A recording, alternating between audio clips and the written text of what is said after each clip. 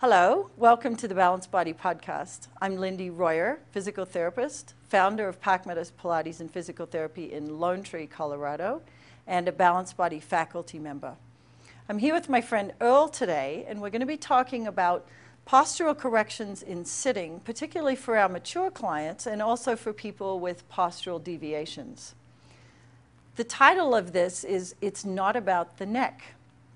When sitting or standing, we notice for many of us that the head comes forward. Forward head posture has become a really common sight in our current culture. We spend lots and lots of time at computers, driving in cars, leaning forward, working with things in front of us. Even talking on the phone can bring the head into a forward position. So when we're doing Pilates exercises, such as sitting on the box on the reformer, it's really important to be able to correct the alignment so that the head is balanced on top of the spine as much as possible. So here's a common thing that you may have heard when correcting somebody or giving them a cue for a forward head position. So Earl, can you just allow yourself to go into a bit of a slump? So you're just going to roll back. Notice in that position that Earl's pelvis, this is the right half of a pelvis, this is the ilium of the right side of the pelvis, that in this position, Earl is tipped back onto the back of his sit bone.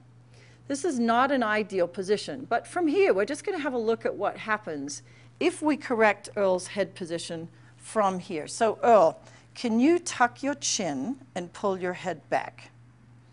Notice there, he's straining quite a bit to get there, and that didn't really correct his spine position. And he's got a lot of excess tension in the extensors of his neck, and I would also imagine in the outer flexors of his neck. So Earl, you can relax that if you don't mind, which he's happy to do. Notice that then takes him back into the forward head position. Now we're going to do a correction from the bottom of the spine, from the pelvis, and see what that does in terms of helping the head position. So Earl, can you roll yourself up onto your sit bones? So notice that Earl anteriorly tilted his pelvis. He's now balanced more into his sit bone on both sides, and automatically he was able to bring himself into a more ideal neutral position. Now from here, we're going to ask Earl just to slightly nod the head rather than tucking the chin as he lengthens through the crown of the head. Beautiful. And can you nod one more time? So just slide this back, good. And unnod, and nod one more time, and unnod, good. And then nod the head slightly, lengthen through the crown of the head. Allow your shoulder blades to slide down.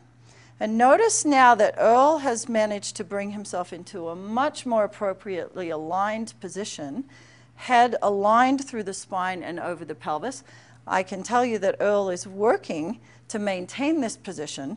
However, he's now working appropriately through his postural muscles, which will then strengthen as we add in any of the arm challenges that we would use in this position of long box sitting on the reformer.